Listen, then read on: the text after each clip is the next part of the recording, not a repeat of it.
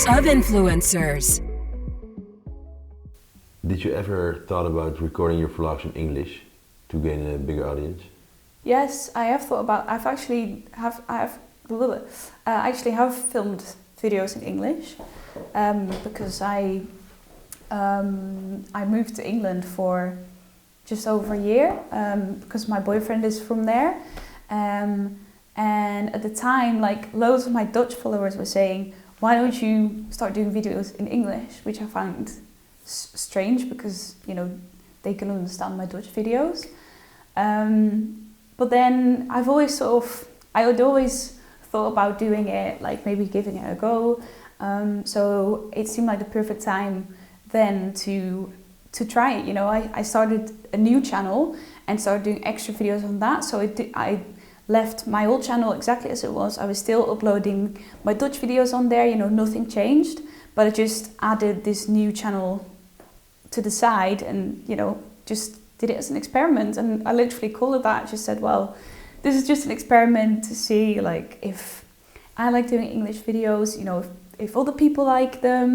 And at the time, especially because my boyfriend didn't really speak any Dutch, I felt like when I was doing videos, he couldn't really be involved because he didn't know what I was saying. And other, like, friends that I'd made there and stuff. So I felt like it was a really natural, I don't know, thing to try and do, because I felt that way, you know, they could be involved as well because they actually knew what I was saying. So I did try and do that I did it for, like, well, a good few months. But I didn't really like it because it didn't feel natural to me, because I'd been making videos in Dutch for so many years, and to suddenly try and express myself in, like, my second language, and I don't know, it felt a bit more distant, I suppose. Not very personal the way that, you know, my other videos were. So yeah, after a while I didn't feel like my heart was really in that. So, you know, I was glad that I tried it, because now I know that, you know, I could say, well, you know, at least I tried and I just didn't like it. But yeah, that was that. But you said you moved to the UK for 1 year? Yeah, just over a year. So nearly, I think we lived there for a year and a half.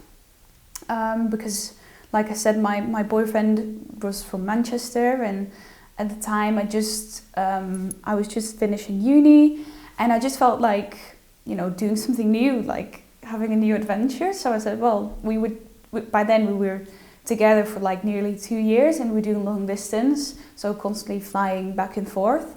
And I just said, well, you know, I'll move to the UK. I'm up for it, you know.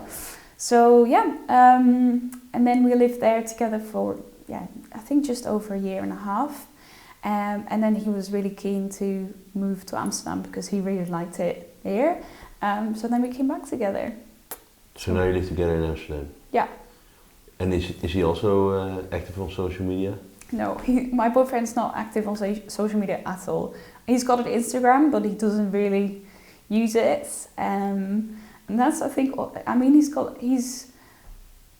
a digital content creator for, like, an agency. So he does do stuff with video and Twitter and, like, Facebook, like different social media. But it's never, like, for him as a person. I know that would make him feel very awkward if he had to, like, do it for himself.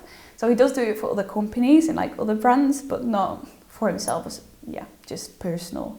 But I like that about him. I like that, you know, he's not necessarily into the same stuff that I am. And, you know, it was, in the beginning it was a little bit difficult because, you know, I obviously show quite a lot of my life, and we really had to, like, find a balance where he was comfortable with me sharing, you know, him as part of my life as well.